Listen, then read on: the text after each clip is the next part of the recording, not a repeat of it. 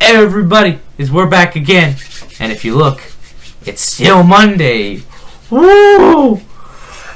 Wow. Woo! So, I thought that this would be a nice little thing for her to do because, you know, we had that little bit of a hiatus, and I know that, you know, not much stuff was released during that time. So, we're here for some GB12, when we're going to be doing a set breakdown of it just a little bit. It's not going to be as in-depth as some bigger channels, like, for example, Different Fight. His one is, like, he talks about the abilities and everything like that. He goes really in-depth. We might try to do those more in the future, but right now I think we're just gonna go. I have the wiki up here, and this is what I'm just gonna explain to you guys and show you. We're just gonna go through some of the cards and stuff like that, and just go through and we'll, you know, have a nice conversation. We'll go through as I just keep on saying we'll go through. You guys get the point, I hope. So yeah, just gonna go through it.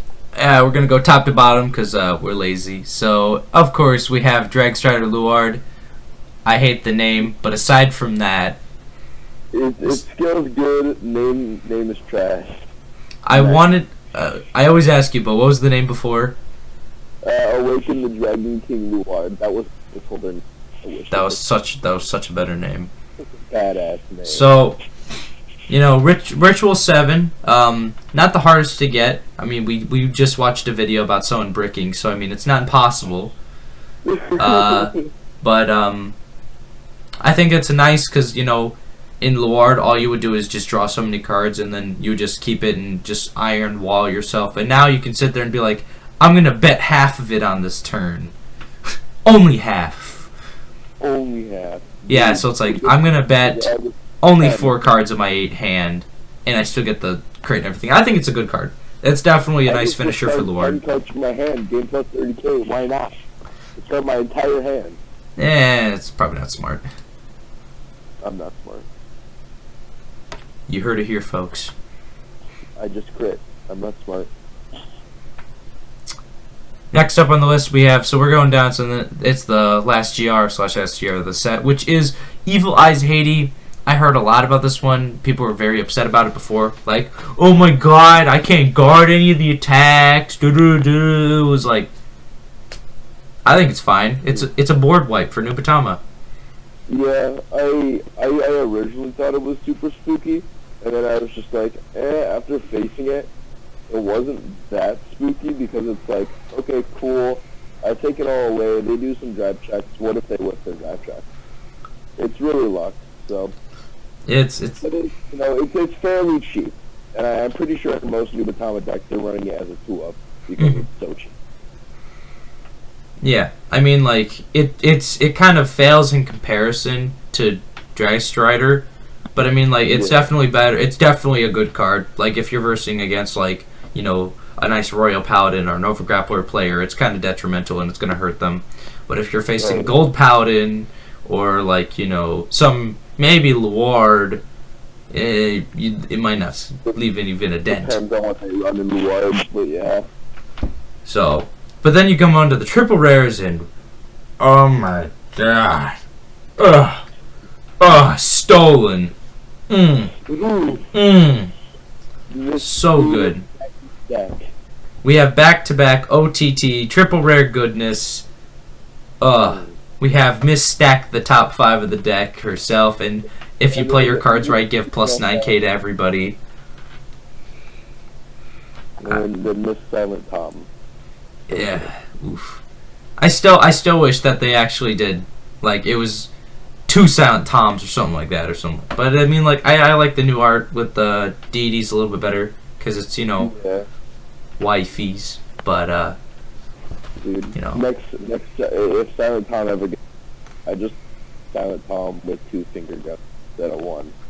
I think he had a 2-finger gun anyway. Did he? Yeah. I didn't notice. Okay. Then I mean that's I mean Stolen and I mean I'm really glad that they gave Stolen was just one of those cards where it's like, okay, Battle Sister card, but the new Silent Tom Stride where it's like, oh, you can't even G-guard, I find that really nice. Yeah, it's really what they needed because they were always known like guard restrict. That's what they were known for. and then they just got known for drawing how they do. So it's fair.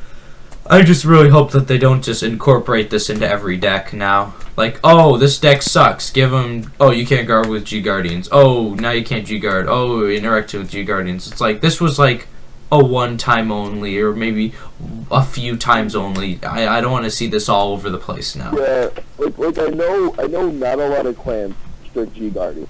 I know the new Maelstrom can, and it comes out in 13, and then this card. Everything else, nothing. The only thing close to it is Helheim, and Helheim we'll get into. Helheim interacts with them. It doesn't negate them. So I mean, like, I want to see interaction. I don't want to see negation, because that's what G Guardians were meant to do. It was meant to balance the game, because they added so many cards with guard restrict. That's like, you can't guard with grade 1 higher from hand or grade 0s from hand, and so that was your answer, is always G Guardians, so that you'd be able to keep on going with the game. And then now it's just like, if you give everything, G restrict and everything like that, and it's like, then they have to make a new mechanic to solve the problem.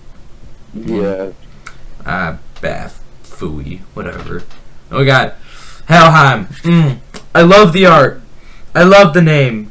In Luard, it's amazing. In Claret Sword, not so much. In Claret Sword, if you're a good player, it's good as English strat. Yeah. Use it once. Yeah, I wanted it to be the new 4 of for Claret Sword. I wanted it to be that new 4 of staple, maybe 3 of staple if it had that, an iffy ability. No, it's a 2 of, but I mean, like, it's really hard not to proc off his ability.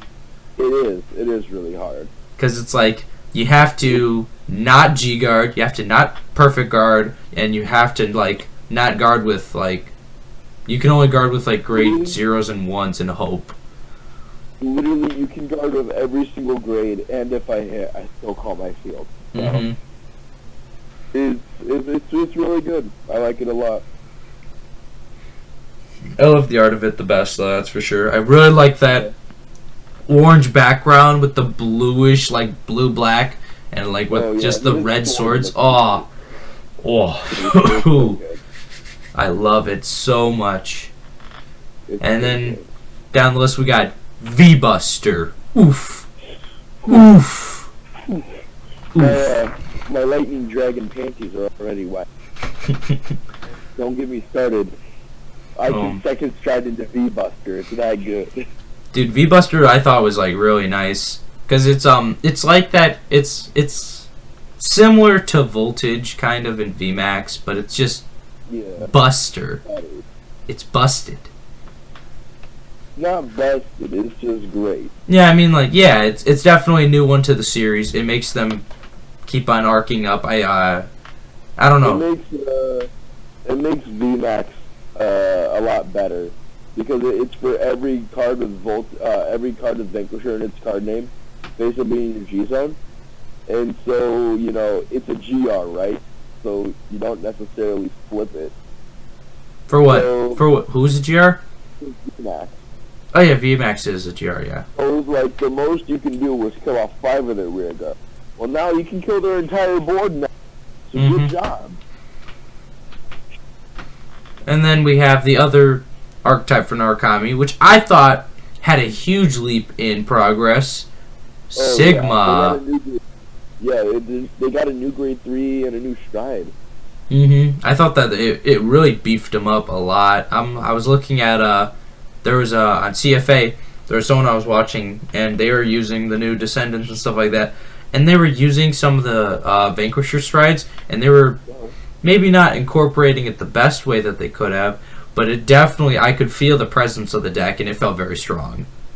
It reminded me quite a bit of Raging Form Dragon for Revengers, and it felt really cool, because they do the same thing.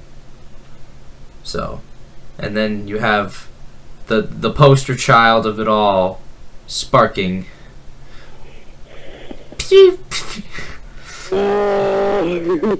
I refresh my own resources. He was literally like, "Hey guys, wanna know what a good meme is? I'm going to not only refresh my resource, but make Thunderstrike 10 times easier. You guys are welcome. Like, there's almost no point to run the old Vanquisher. It's so good. Yeah, I'd run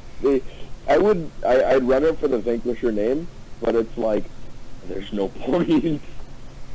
You run it so that you can place it on that reveal spot, so you can grab the good one with the Stride Dropper. You're right. And, paying the cost for Stride, because you're not Cohen. Yeah, but it's okay. I don't need to be Cohen. I get rid of your shit permanently. Now, we have the new set of Arsenal for ZTB. Gear Next. Ooh, 80 points, 80 points! No, 85! Gear Next is, Gear Next is better gear, it's better gear groovy in next stage. I find that it's really nice that they made, Gear Next actually a thing. The biggest part about it that I like is that they made it to where the Gear Groovy Gear Jet is no longer the biggest hype train ever. Yeah, they made a new problem, which is with Gear Next, but I mean, it opens more spots and it helps bring out ZTBs because it's gonna kill off.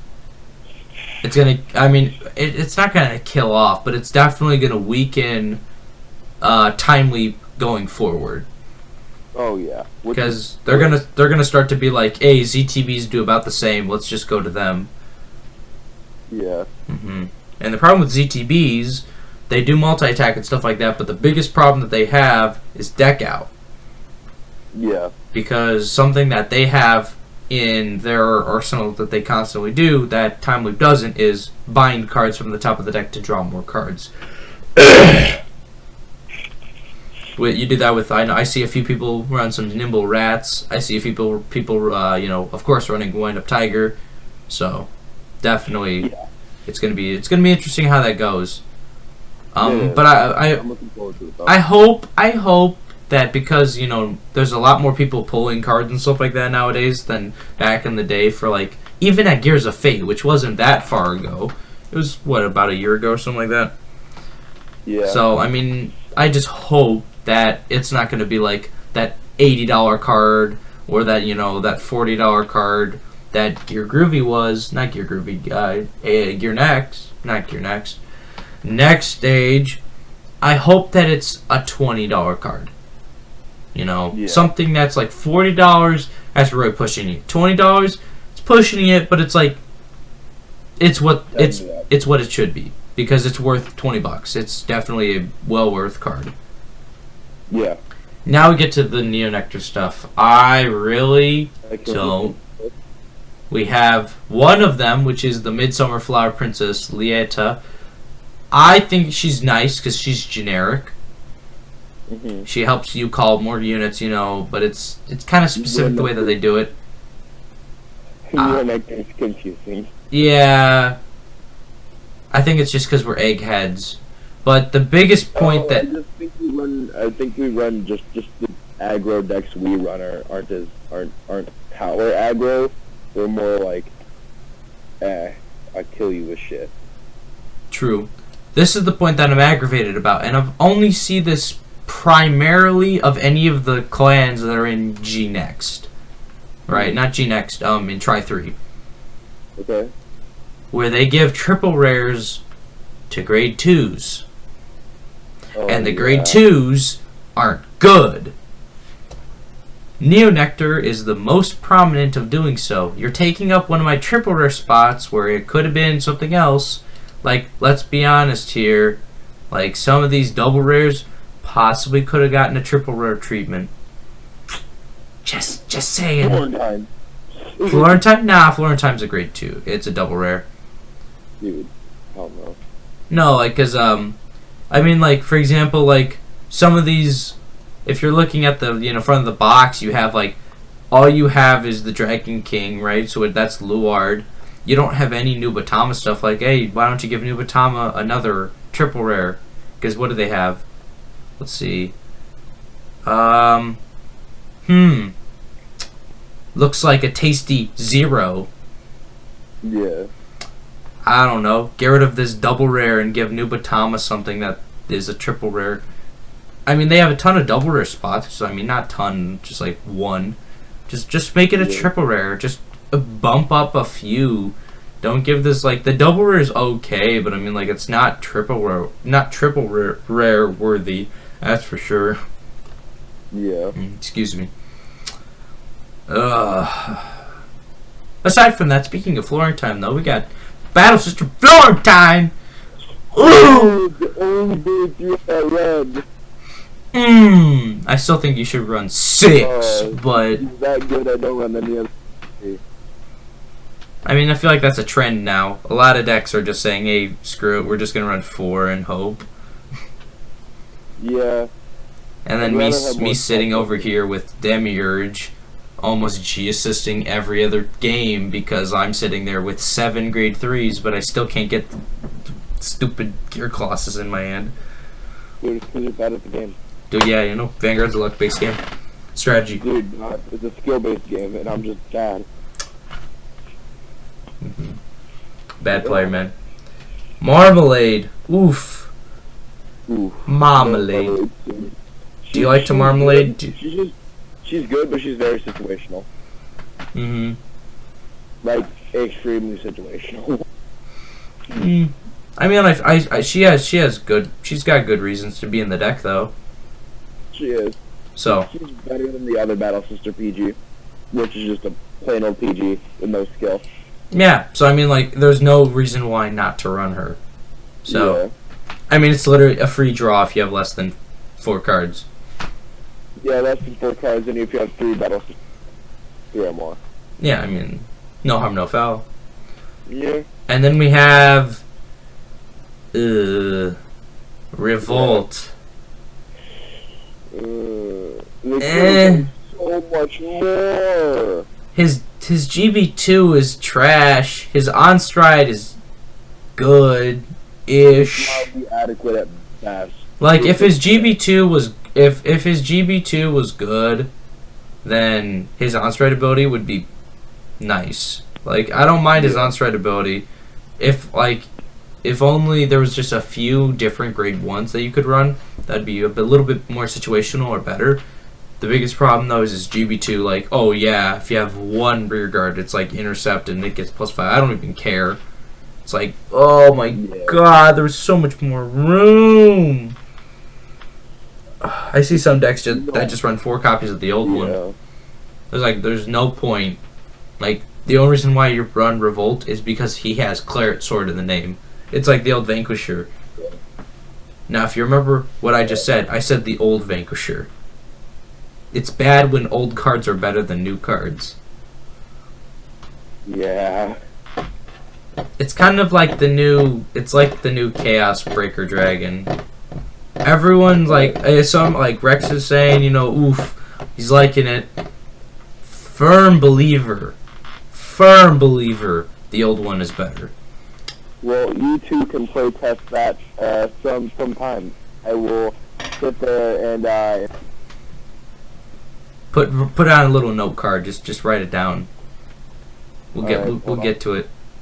And then, you know, we have Drag Wizard. Nice. Noise. Free is good free. Gotta love it.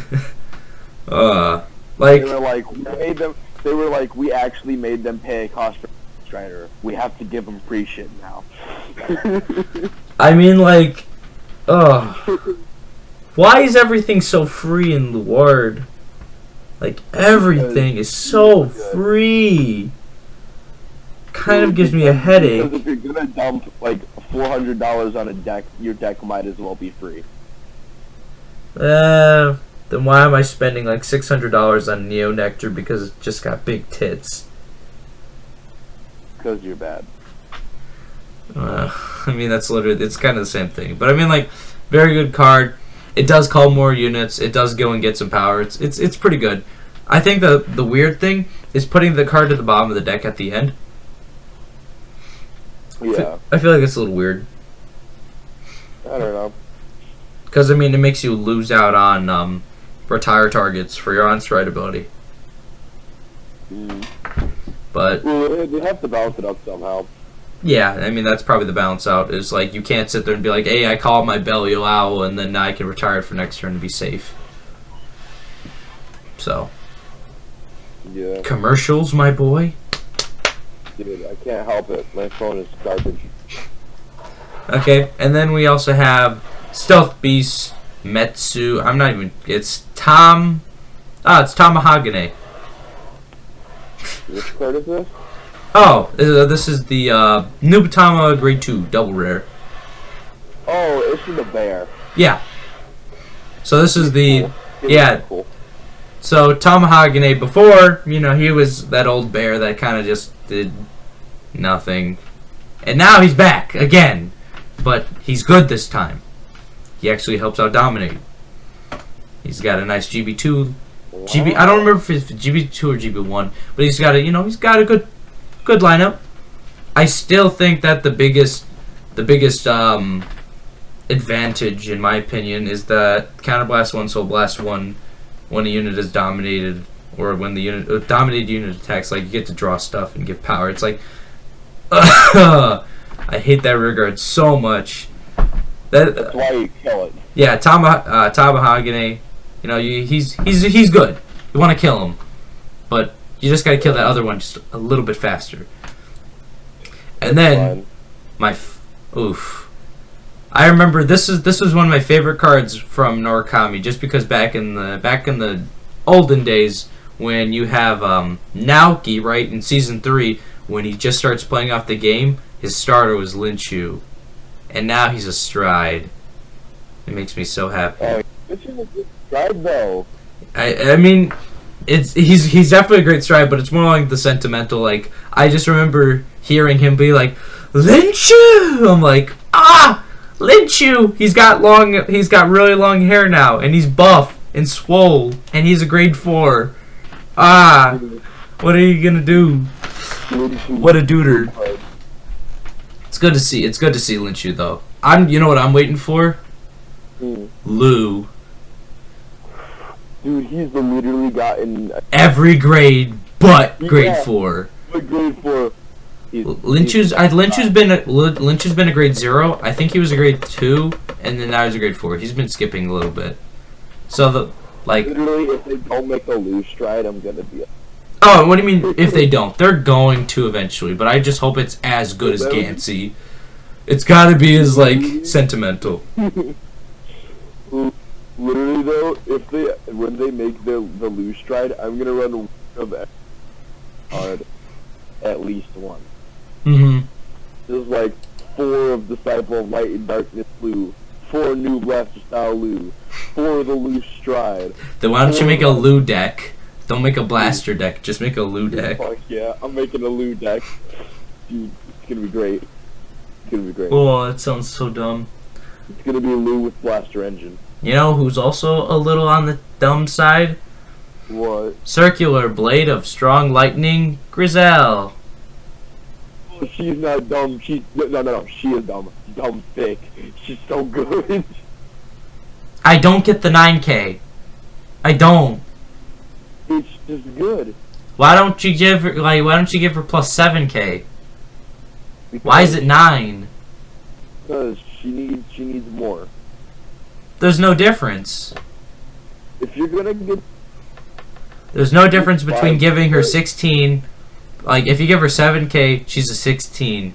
If you give her 9, she's an 18. There's no difference between 16 and 18. You still guard with the same amount. I thought that it's at least you could have given her a set specific number where it's magic numbers every single time.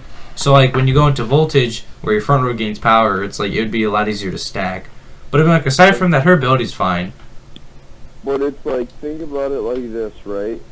If you put if you put just one of those pop into soul plus 3. 5K booster. If you put a 5K booster on it, oh look, it's hitting for magic numbers.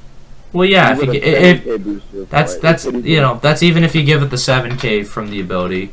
But yeah. I think what they're more thinking of is you can pop in crits and other triggers into the soul to give plus 3k to her, and bam, now she's 21. Yeah. That's probably the bigger point. But I mean, like, I mean, it's definitely great too. It's a beater. It's a good. Beat your hand. But I mean, then we also have Summoning Lightning Dancing Princess Anastasia. Anastasia? Yeah, sweet. I can't pronounce. A free perfect guard that you can just get. I mean, it's drawing more cards. I don't see a bad thing about it. It's draw. There's literally no reason why people should not run that you can't charge so much now to run the counter charge PG anymore. And Anastasia was the counter charging PG. I'm disgusted. Why? Gear glare.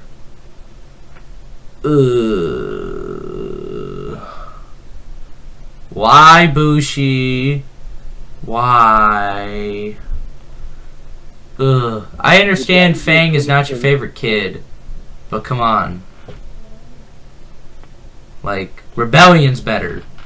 The only thing good about Glare is it has the double ability where you get to interact with more of your opponent's field instead of just powering up your guy a ton. But it's like, you literally can only go into Glare at the very end, unless you're like really pounding out, binding your cards, but then you're kind of almost running just ZTB or running the, the main bind deck, which you don't want to, because now you have all these Fang cards that work with Fang. So yeah. You just can't get to 9 cards in the bind zone fast enough to give him all the abilities. It's just... I'd say it's a little bit easier now with all the, with a Rewind Tiger and that. Yeah, but I mean, I think out of all the ZTBs... Sanctuary, and then the Sanctuary, that one helps a lot too. Out of all the new ZTBs that are coming in, the only ones you can really run in Fang is you can run 2 copies of the Gear Colossus. You can run not 3. You could probably get away with 4, and then you run the starter that binds, and then you have to run the Rewind Tigers. That's it. You can't really run any of the other cards because it requires you to have other things that you don't want. And then, you have all of these cards that were, hey, if you have a Fang Vanguard, you can call this card from the bind zone. Hey, if you have a Fang Vanguard, you get this. It's like, you want to use those cards, but they just don't do the job fast enough. Yeah. It's kind of a letdown. But I mean, okay. Fang's still okay. The rest of the Fang support was pretty good, and then the ZTB support is going to be great. 2 cards down is one of my favorite cards that came out of this set, and it's the only card I cared about on the day of release. Oh, Duplex? Duplex! Yeah! Do just a Russian suplex on everything. Yeah. I'm just going to suplex you back to the deck. I'm still holding that Duplex for hostage. I'm going to talk to you about it. I'm going to talk to you after this thing. I got something to tell you. So, we have... Before that, we're going to talk about Spearhead Unicorn. Oh my god, do I hate this card. Oh my god, I can already see the 12 attacks with Avier. Good game. Yeah, I know. Avier Phoenix, Spearhead Unicorn. Hello! All they need is 4 damage. You just give ZTBs 4 damage and it's all over. Might as well just end it. Just run Angel Feather. Just kill yourself. Don't give him the satisfaction. Just kill yourself. Take 7 damage in Angel Feather. Maybe I'm just overhyping Spear Unicorn, it only works here, but it's it's definitely a great card. It's too good.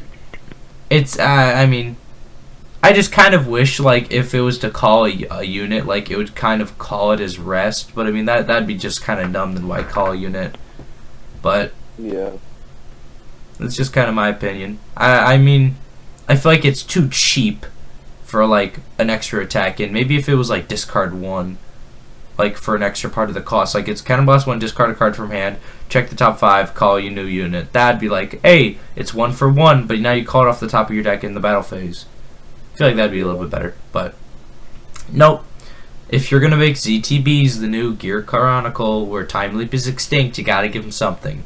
This is something. And then, you know, before I blow a gasket, we have Duplex. Fucking love Duplex. Baby. He's even better than I thought he was. Like on the day of release, I thought it was like you had to bank on what you bound from the top of the deck. Like you'd sit there and it's like you Soul Blast 1, bind the top card of the deck if you have the grade 3 ZTB, and then the grade bound is the card you have to put to the bottom of the deck. I thought that's what it was, and I was like, dude, I like little risky from time to time. But then I realized it's a grade less than the card bound. I was like, even better. You bind a grade 3. You're your entire field is vulnerable. Yeah, just sitting there. I got you in my sights. It's like, oh yeah, you got that back row? Not anymore. 2 suplex. God. I love it. I love it a lot. Oof. And then now we're out of Gear Chronicle, but we're still on the rest of the double rares, which is Maiden of Fertility, Governing Lily. I'm gonna be honest right now. I really don't care for this card. Same. I just think if I ran Neo Nectar, I would care, but I personally, not my play style. I don't care about it really. It's Maiden of, to be honest. It's like they're trying to revive an archetype, and it's like, I think that Maiden ofs are missing a lot. Like Asha, like okay, you know, how about I scratch that? Neo Nectar as a whole is missing something. I'm not a Neo Nectar player, but I've played against it a few times because we have Shane and a few others at the card shop that we go to. Yeah. And so when we go to the card shop and we fight, like, you know, the people that play Neo Nectar there, it feels like the deck's missing something. They have these big columns, they have pressure, they can do all this stuff, and I'm just like, I don't feel frightened ever because I can just be like, Schwam Pow, chicken and an egg roll, Wham Pow combo, goodbye. Yeah. And so they just, they're plants. They shrivel up and die. And you just sit there and you turn into the guy from, you know, what's it called? The one movie. Just, let them die, let them die, let them shrivel up and die. Like, yeah, like that's all you do. You just turn into that guy. You get plant killer and just spray it and you're just like, yep, you're gone. And then you have the last double rare, which is going to be, you know, Prosperity Maiden, Diane. I pulled one of those. It's generic. Yeah. It's, you know, well, it's generic-ish.